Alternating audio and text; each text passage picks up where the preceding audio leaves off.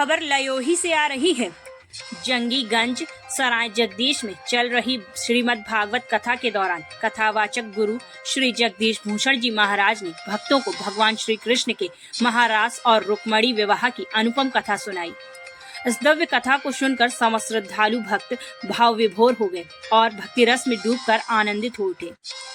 पूज्य महाराज जी ने महाराज की कथा का वर्णन करते हुए बताया कि जब ब्रज की गोपियों ने अपने चित्त और आत्मा को संपूर्ण रूप से श्री कृष्ण के चरणों में समर्पित कर दिया तो भगवान ने उनकी भक्ति से प्रसन्न होकर महाराज की लीला रचाई। शरद पूर्णिमा की रात को चंद्रमा अपनी शीतल किरणों से आकाश में जगमगा रहा था और श्री कृष्ण ने अपने दिव्य योग माया स्वरूप से प्रत्येक गोपी के साथ स्वयं प्रकट होकर महाराज रचाया। यह लीला यह दर्शाती है कि भगवान अपने प्रेमी भक्तों के हृदय में बसते हैं और भक्ति में डूबे हुए हर भक्त को वह अपने सानिध्य का अनुभव कराते हैं। महारास भक्ति और प्रेम का वह सर्वोच्च रूप है जहां भक्त और भगवान एक हो जाते हैं। इसके पश्चात पूज्य गुरु जी ने रुक्मणी विवाह का भावनात्मक और रोचक प्रसंग सुनाया।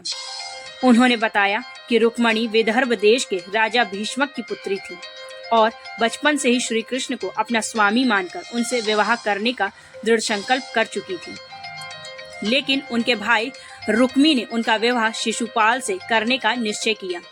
तब रुक्मणी ने भगवान श्री कृष्ण को एक प्रेम पत्र लिखकर अपना हृदयोद्गार प्रकट किया और उनसे आग्रह किया कि वे आकर उन्हें अपहरण कर लें।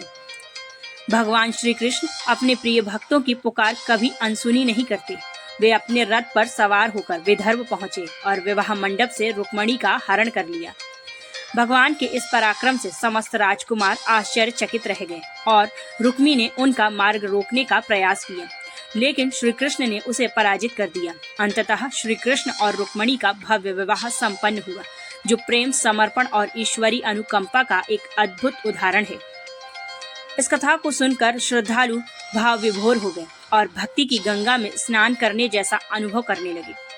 कथा के दौरान बार बार जय श्री कृष्ण, राधे राधे और हरि बोल के जयकारों से पूरा वातावरण भक्तिमय हो उठा।